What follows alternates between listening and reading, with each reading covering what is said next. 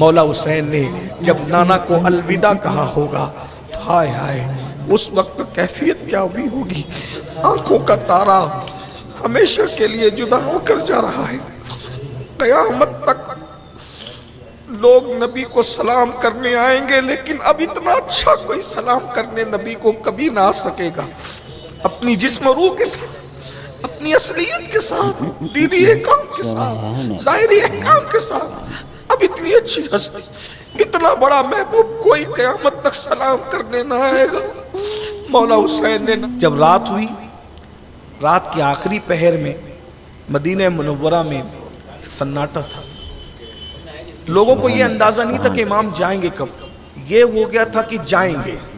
لوگ بے چین تو تھے، بے قرار تو تھے، لیکن کب جائیں گے، اتنی جلدی چلے جائیں گے، یہ اندازہ نہیں تھا. امام علی مقام اسی رات کو، جس دن یہ خبر آئی، اسی رات کو امام نے سامان تیار کروایا. اور سامان تیار کرنے کے بعد آپ رات کے آخری پہر، میں سمجھتا ہوں کہ 70 سے زائد کتب کا اتنے مجموعہ نچوڑ کر میں اپنے الفاظ کے جامع میں یہاں پیش کر رہا ہوں، اور وہ بھی محض چشم تصور کی بات ہے. اگر آپ تصور کر سکتے ہیں تو کریں، محسوس کر سکتے ہیں تو کریں. مورخین نے، علماء نے، محررین نے جو لکھا ہے اور جو اپنا مطالعہ پیش کیا ہے، اس کو محض چشم تصور سے آپ دیکھ سکتے ہیں.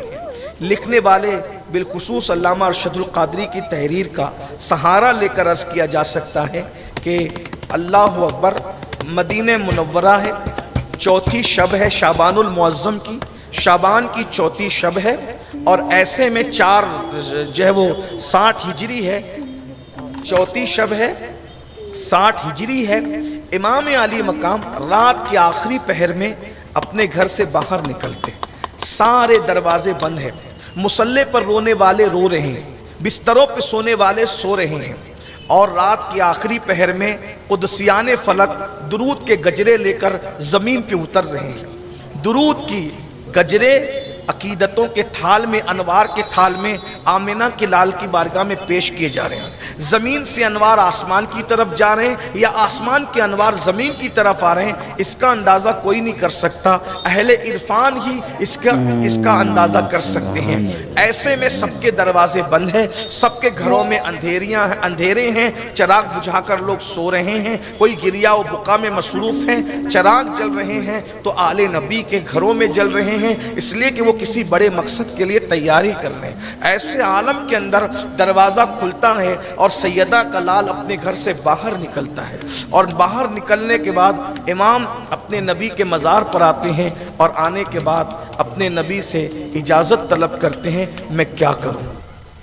لکھنے والوں نے لکھا کہ امام روتے ہوئے کہتے ہیں، یا رسول اللہ، ایمان پہ بنائیے، عقیدے پہ بنائیے، دین پہ بنائیے، میں کیا کروں. ایسے میں آنکھ لگی، سوتے اور جاگتے کے درمیانی کیفیت میں تھے کہ اللہ کے رسول نے خواب میں فرمایا، حسین مدینہ چھوڑ دو، آپ چلے جاؤ اور جا کر یہ اور یہ کام کرو.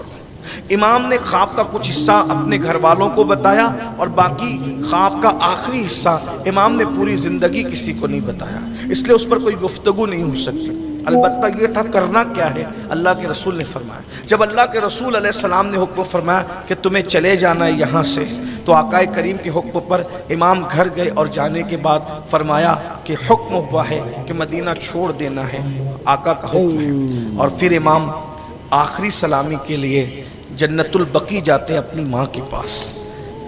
جو لوگ مدینہ منورہ گئے ہیں وہ اس چیز کو محسوس کریں گے.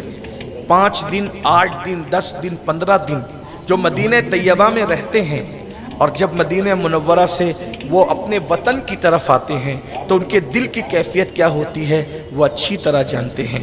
استاد زمن مولانا حسن بریلوی نے بہت خوبصورت اس کی ترجمانی کی ہے. مر کے جیتے ہیں جو جاتے ہیں مدینے کو حسن، جی کے مرتے ہیں جو آتے ہیں مدینہ چھوڑ کر. یہ وہ لوگوں کا مدینہ چھوڑنا ہے جو مدینے میں 5 دن، 8 دن، 10 دن، 15 دن، مہینہ رہتے ہیں، جس کا سب کچھ مدینہ منورہ میں تھا. جس نے آنکھیں کھولی تھی تو مدینہ منورہ میں، جس کی ماں کا مزار بھی مدینہ منورہ میں تھا، جس کے بڑے بھائی کا مزار بھی مدینہ منورہ میں تھا، جس کی نانیاں بھی مدینہ منورہ میں تھی، جس کا نانا بھی مدینہ منورہ میں تھا، جس کی دادی بھی مدینہ منورہ میں تھی، ہاں جس کا سب کچھ مدینہ منورہ میں تھا، وہ پیدائشی مدنی تھا۔ مدینہ منورہ ہی میں اسے گھٹی دی گئی تھی، مدینہ منورہ ہی میں اسے کندھوں پہ اٹھایا گیا تھا، مدینہ منورہ ہی میں اس کی شادی بھی ہوئی تھی، مدینہ منورہ میں بھی اس کا چلنا پھرنا تھا۔ آج مدینہ کا اصل وارث، رسول اللہ کا اصل جانشین، اپنے زمانے کا، اپنے دور کا، اور اپنے دور کے بعد قیامت تک ہر دور کا رسول اللہ کا اصل ترین جانشین، اپنی ماں سے آخری ملاقات یعنی ماں کے مزار پر سلام کرنے کے لیے جب بقیع شریف میں آتا ہے، تصور کرنے والے تصور کر سکتے ہیں، اہل عرفان یہ باتیں کرتے ہیں، جنت البقیع میں ایک سناٹا تھا اور سانسوں کی آواز بھی سنی جا سکتی تھی۔ ایسے میں سیدہ کا لال لات کے آخری پہر میں اپنی ماں کی قبر پر آ کر اپنی ماں کو آخری سلام کرتا ہے۔ جذبات کا تلاطم کیا تھا یہ تو مولا حسین ہی جانے، بس اتنا جانتے ہیں کہ میرے امام نے ماں کو سلام کیا، خدا جانے سیدہ کے مزار میں کیا کیفیت ہوئی ہوگی۔ میرے امام نے اپنی امی سے کہا ہوگا، ماں جس بیٹے کو آپ نے دودھ جس مقصد کے لیے پلایا تھا، آج آپ کا وہ بیٹا ہمیشہ کے لیے مدینے کو چھوڑ کر اسی مقصد کے لیے جا رہا ہے۔ ماں لوگوں کو تو یہ کہہ کے جانا ہے کہ میں کہیں جا رہا ہوں، لیکن اصل بات تو یہی ہے میں کربلا جا رہا ہوں۔ ماں میں جا رہا ہوں لیکن دوبارہ پھر کبھی لوٹ کے نہیں آؤں گا، آپ کی ہماری ملاقات میدان محشر میں ہوگی۔ ماں میں جا تو رہا ہوں لیکن دعا کر دو، جس بیٹے کے ساتھ ماں کی دعائیں ہوتی ہے وہ بیٹا کبھی بھی شکست خوردہ نہیں ہوتا بلکہ وہ کامیاب ہوتا ہے۔ ماں دعا کرو کہ جب علی اکبر کے سینے پہ گھوڑے دوڑ رہے ہوں تو تمہارا حسین ضمیر کا سودا نہ کرے، جب علی اصغر میرے باہوں میں دم توڑ رہا ہو اس وقت ماں میں اپنے جادہ مستقیم سے ہٹنے کے لیے تصور بھی نہ کر سکوں۔ ماں میری استقامت کے لیے دعا کرنا۔ ماں میں جاتا ہوں، ماں میں پھر کبھی واپس نہیں لوٹوں گا مدینے کی طرف۔ کس طریقے سے کہا ہوگا اور کیا کیا عرضیاں پیش کی ہوگی، اور جو جذبات کا تلاطم کن بلندیوں پر ہوگا یہ تو میرا مولا حسین ہی جانے۔ لیکن اہل دل نے ہمیں سینہ بسینہ جو باتیں منتقل کی وہ اتنا ہی ہے کہ جب امام یہ عرضیاں پیش کر رہے تھے تو ایسا لگتا تھا جیسے فرشتوں کی چیخیں نکل رہی ہیں، ایسا لگتا تھا کہ اللہ اکبر اہل بقیع کی قبروں پر ایک کیفیت طاری ہے۔ امام نے اپنی ماں سے اجازت لی سیدہ مخدومہ کائنات سے، اور اس کے بعد پھر اپنے بڑے بھائی امام حسن کی قبر اقدس کو چومتے اور عرض معروض کرتے ہوئے پھر اپنے نانا کے مزار پر آئے۔ حسین اپنے نانا کے مزار پہ تشریف لاتے ہیں۔ اللہ اکبر، ایک دن وہ تھا، ایک دن وہ جس دن اللہ کے رسول آئے تھے تو سنیت الوداع میں یہ آواز گونج رہی تھی، طلع البدر علینا من سنیات الوداع وجب شکر علینا ما دعا للہ دائی۔ مدینہ منورہ میں سب سے زیادہ خوشی کا دن تھا، وہ دن تھا جب اللہ کے رسول ربیع الاول کی 12 تاریخ کو پیر کے دن اللہ اکبر میرے آقا مدینہ منورہ میں قدم رنجہ ہوئے تھے، اور آج سب سے زیادہ غم کا اور دکھ کا دن تھا کہ رسول اللہ آئے تھے، اور آج حسین حضور کا وارث آج ہمیشہ کے لیے دین کی حفاظت کے لیے مدینے کو چھوڑ رہا تھا۔ حسین نانا کے مزار پر آئے۔ اہل دل اہل عرفان بتاتے ہیں، تصورات کی دنیا میں ہم سوچتے ہیں تو پتہ چلتا ہے حسین نے اپنے نانا کے مزار سے لپٹ کے کہا ہوگا، نانا جان آج آپ کا حسین جس پر آپ نے اپنا بیٹا قربان کر دیا تھا، ابراہیم جیسا بیٹا جس پر آپ نے قربان کیا تھا، آج اس قربانی کا حق ادا کرنے جا رہا ہے۔ نانا جان جس کو چومتے تھے، جس کو سونگتے تھے، نانا جان جب حسین کہتا تھا کہ نانا مجھے سواری چاہیے تو آپ اس کی سواری بن جاتے تھے۔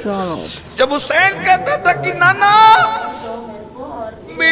سواری کی باغ کدھر ہے، میری سواری کی لگام کدھر ہے، تو آپ اپنی زلف عنبرین جس کے ہاتھوں میں تھما دیتے تھے، آج وہ حسین آپ کو الوداعی سلام پیش کرنے آئے۔ نانا جان میں جاتا ہوں، میرے لیے دعا کر دیں۔ یا رسول اللہ، اے غم کینوں کے غم گسار، اے غم زدوں کے غم گسار، آج آپ کا حسین مظلوم ہے۔ بس حضور اتنی عرضی کرنے آیا ہوں کہ آقا جب میں کربلا میں امتحان دوں تو میرا امتحان دیکھنے آپ بھی تشریف لانا حضور، تاکہ میں آپ کے سامنے امتحان دے سکوں۔ یا رسول اللہ دعا کرنا کہ میرے پائے سے بات میں کوئی لغزش نہ آئے، میں وقت کے طاغوت کو اس کی اوقات یاد دلا سکوں، میں تاریخ میں احتجاج درج کرا سکوں، میں بتا سکوں کہ جب بھی شریعت کے ساتھ کھلواڑ ہوگا تو ایک سچے مومن کی ذمہ داری کیا ہوتی۔ نانا جان اب میں جاتا ہوں۔ یا رسول اللہ میں تو یہ چاہتا ہوں کہ میں یہی رکوں، یہی دفن ہوں۔ کاش کہ ایسا بھی ہوتا آقا کہ آپ کی قبر انور شک ہوتی اور آپ مجھے اپنے ساتھ اپنی قبر میں لے لیتے۔ یا رسول اللہ میرے آقا میرے کریم نانا مجھ پہ کرم فرمائے۔ پتہ نہیں کیا کیا حکم جاری ہوئے، لیکن چشم تصور کہتی ہے کہ رسول اللہ کی طرف سے اشارے ہوئے، حسین وہ وقت نہیں آیا، ابھی تمہیں اپنی ذمہ داری کو پوری کرنا ہے۔ حسین جاؤ، اللہ کی امان میں جاؤ، ہم تمہارا امتحان دیکھنے ضرور آئیں گے۔ حسین اچھے سے امتحان دینا۔ گود میں اٹھایا تھا، سینے لگایا تھا، کندھوں پہ چڑھایا تھا، اس لیے تاکہ جب تم گر رہے تھے تو ہم نے سنبھالا تھا، آج دین گر رہا ہے تم نے سنبھالنا ہے۔ جاؤ حسین اپنی ذمہ داری پوری کرو، تمہارا کام ہے، آل نبی کا کام ہے، آل نبی ہی نے کرنا ہے۔ یہ تصورات کی دنیا ہے، بس اتنا یاد رہا اہل عرفان بس اتنا کہتے ہیں، مولا حسین نے جب نانا کو الوداع کہا ہوگا، ہائے ہائے اس وقت کیفیت کیا ہوئی ہوگی۔